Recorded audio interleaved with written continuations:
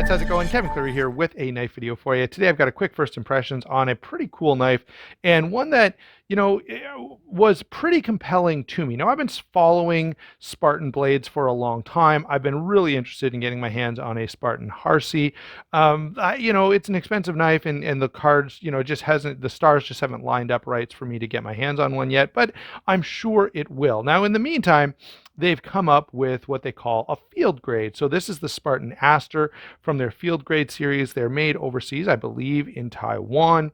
And so I was pretty curious to check one out. Now they do have a budget Harsey, but it's too small for me to care about, so that's a hard pass.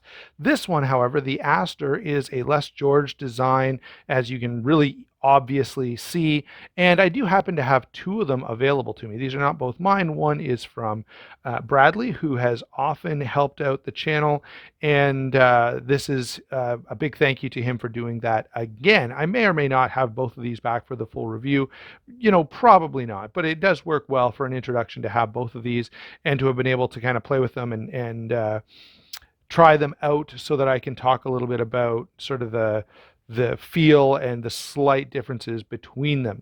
So when I was looking at this knife and thinking about getting one, I talked to Bradley because I knew he had one, and he said, Kevin, it's really a lot like a Rat 1 with better materials. And he said that to sort of dissuade me, but that, given the design, really actually sold me on the knife. So I'm like, well, I love the Rat 1, and if I could have it in with CTS XHP steel, that would be a huge win. And so I went ahead and picked one up. So let's do a quick rundown on these, and I'll talk about some of the minor differences and my initial impressions. So just by the way, since that was the reference made, let me throw in my Rat Model 1 here. And there is one similarity that I'll talk about as we get into this that's a little disheartening. Otherwise, he's right. This is a very practical, usable knife that is just fairly simple, but done in some nice materials. So let me give you a quick rundown on that. Of course, you can see quite clearly this is a less George design. We have a CTS XHP blade up front with a stonewash finish, drop point with a bit of a swedge there, nice little thumb ramp incorporated into that blade shape.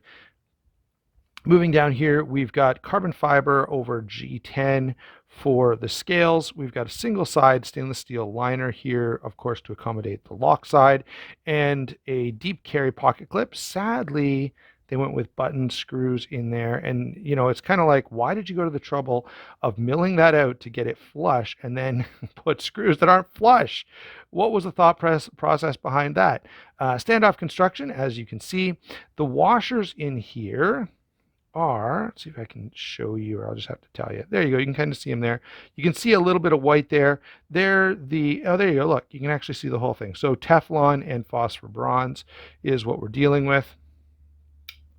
Nice big accessible thumb stud, nicely accessible liner lock as well. That lock bar is quite easy to get a hold of. Now, the action on these is not superb. Like, this is not, I think if I give it a little bit of wrist, I can flick it out, as you can see. I don't know if I can do mine just yet. Oh yeah, so you can flick this knife open with your thumb, but it's going to take a little bit of effort, and it's not quite as smooth as the Rat Model 1, although remember, I've had this knife for years and years and years, and so it's really broken in quite well. And I suspect you will see some break-in on this as well. In fact, on Bradley's compared to mine, all right, you can notice a bit of break-in. So Bradley's, he's had his for a couple of weeks now. It is definitely smoother and a little faster than mine. The detent is about the same, so I'm kind of saying that most of that must be accounted for by breaking it in. You can see I did stick a little piece of tape on here just to make sure I identified which one was which, and I didn't give him back the wrong one. The blade steel CTS XHP, I'm a big fan of that. So overall, I'm pretty happy with this. Initially, my thoughts are, hey, very capable, Very comfortable. That's one thing I've got to say here. Very comfortable. This feels fantastic in hand, and it really feels like a knife that can get a lot of work done. And so from that perspective, really, really stoked about this. Now, the only drawback is I would have actually been happier had they just forgot the carbon fiber altogether. It is slightly textured, which I do appreciate. Okay, but they could have just made this in G10, same texturing, just in black, or even in, there is a green one that's straight G10 that seems to have a little more aggressive texturing. And well, I didn't like the green, so I went with the black carbon fiber. I feel like I may have liked the green in terms of just the feel in hand a little bit more, in terms of just being plain G10, right? This is only a $100 knife. It didn't need to be dressed up with this carbon fiber sticker. I don't love it on the Rat 1, and I don't love it here either. I don't love it when Spyderco does it, but it's a pretty common thing, and I just feel like it's unnecessary. So there you go. Spartan Astor, initial thoughts, very comfortable, very big, capable folder. This is a knife to get if you've got work to do and you want to have a really, really handy cutting tool. This is a great option. And of course, I will give this some time and energy. I'll play with it, I'll get to know it, and come back with a full review in a few months after I've been able to spend some time getting to know this knife a little bit better. Thanks a lot for watching. Don't forget to like and subscribe. Don't forget to check out Justin over at White Mountain Knives and Southern Edge Knife Works, both of which you can use my discount code SHARPSTUFF and save yourself a bit of money. 10% at White Mountain Knives, 15% over at Southern Edge Knife Works. Don't know why that I lost that for a second.